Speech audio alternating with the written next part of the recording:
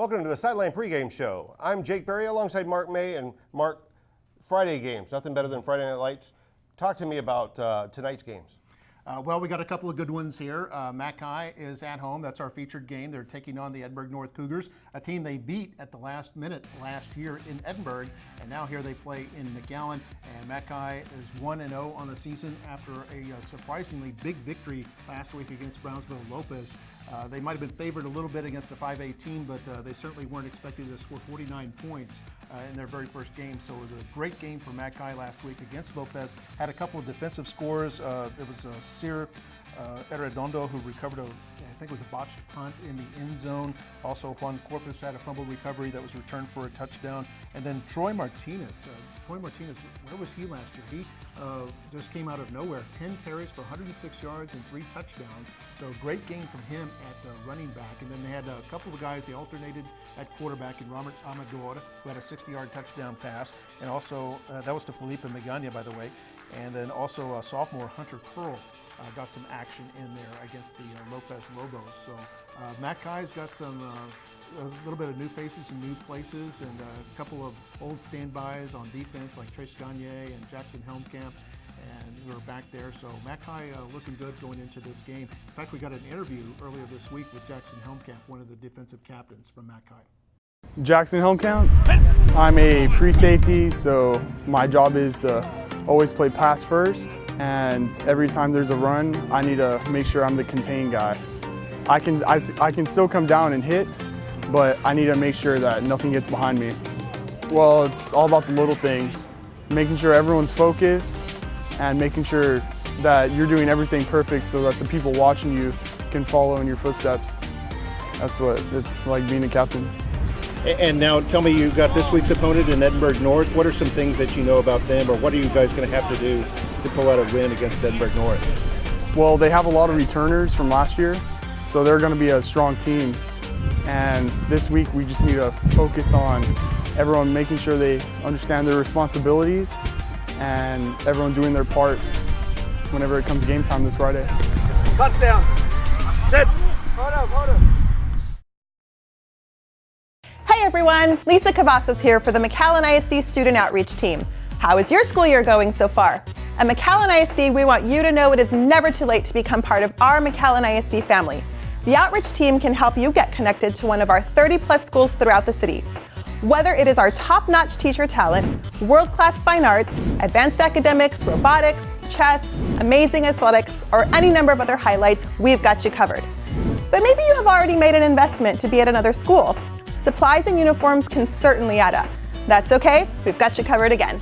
Come see us at Student Outreach and exchange your school uniform shirts for all new school supplies to go along with your fresh start at McAllen ISD. A smooth and easy transition to our A-rated district is one more reason I choose McAllen ISD. All right, there you have a look at Jackson Helmkamp. Mark, Jackson and the Bulldogs are playing a really different Edinburgh North team, playing better than they did last year. Mm-hmm.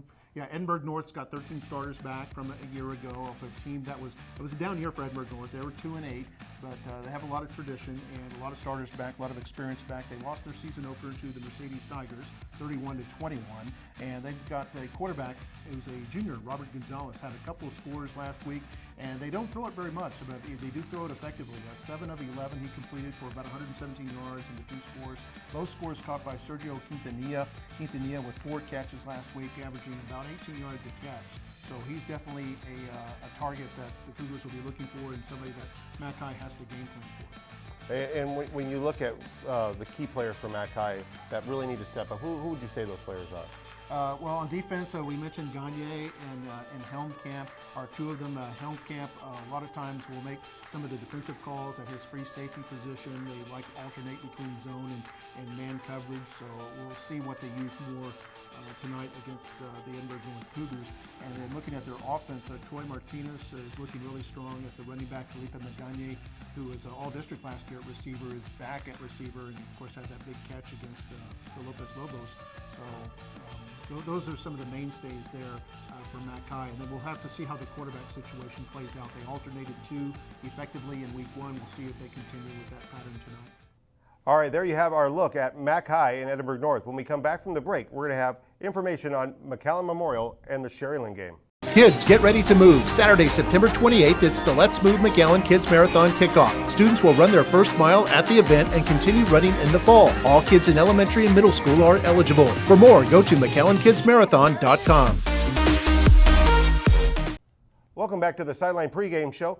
Last night, Rowe played. Let's take a look at those highlights.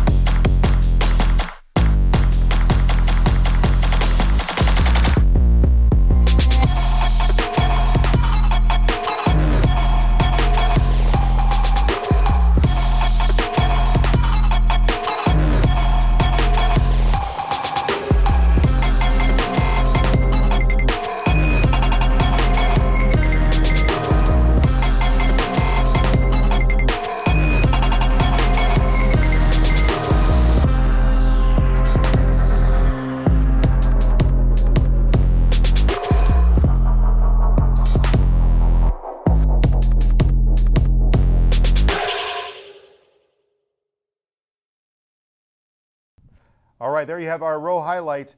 Now, tonight, we've got a tough game on the road between Memorial and Sherryland. What do you know about that game? Should be a pretty good game, pretty toughly contested. Two teams that went into the playoffs last year. Memorial with 367 yards rushing in their Week 1 win over Brownsville-Hanna. They'll continue to do that. They love to run that football. They did have only 69 yards passing last week, but it was, and only one pass, but it was a touchdown beautiful play. catch. Yeah, it was a great play. It was the first play of the game. It went to Zion Gregory from Javier Lara. And, you know, even though it's just the one play for the 70-yard touchdown, every team is going to see that on the when they scout them, and they're all going to have to game plan for it. So even if Memorial doesn't throw that much, teams still have to stay honest and realize that Zion Gregory, with his speed, can take off behind the safeties at any time. It can happen on any play, and so they'll have to game plan around that. So it's really still, the passing game is still having an impact positively for Memorial. And, you know, when you talk about the impact that it had, Campbell Spates last week went crazy on the field. He was able to hit the edge and broke some really big plays. Yeah, once he gets to the edge, it's almost over. It's like a track meet at that point. He can just take off down the sideline. In fact, 3 of his 4 scores last week were of that variety, and they were long too. 2 of them about 50 yards, one of them from 71 yards out, 4 touchdowns overall for him, 267 yards rushing. I mean, every superlative has been used on Campbell Spates, and we still don't have enough of them. It's like watching Da Vinci paint the Mona Lisa when you see him run the football. It's just something else. But yeah, you'll continue to see a steady diet of Campbell Spates tonight against the Sherryland Rattlers. And defensively, what is Sherry-Lynn? Are they going to be able to contain somebody like Campbell? Because especially with the way that Memorial came out throwing the ball, what do you think about them being able to contain Campbell? When teams are effective against Spates, they are effective in being able to prevent him from getting to the outside. I've seen that maybe a couple of times just last year. When teams were effective doing that and forcing him to turn it up the middle, they had a better chance of stopping Less him, breakaways, maybe? Yeah, at least slowing him down a little bit. So I would expect Sherry-Lynn to be heavily cognizant of turning Spates inside whenever he gets the football. And on defense, they do have a couple of good players led by a linebacker, Javier Trevino, who is only a sophomore, but he had 10 tackles, led the team with 10 tackles last week in that win over Brownsville Pace. And Pace losing that game to Sherry-Lynn 27-13. Sherry-Lynn has a pretty balanced attack when you look at their offense. Between the run and the pass, they had 183 yards on the ground last week, 160 through the air. So their quarterback, Valdivia, had 3 touchdown passes as well, so including the 8 different receivers. So they certainly can spread the ball around. And there you have our look at McAllen Memorial and Sherry-Lynn. When we come back from the break, more of our pregame show. And Mac Guy's kickoff just a few minutes away. Stay tuned.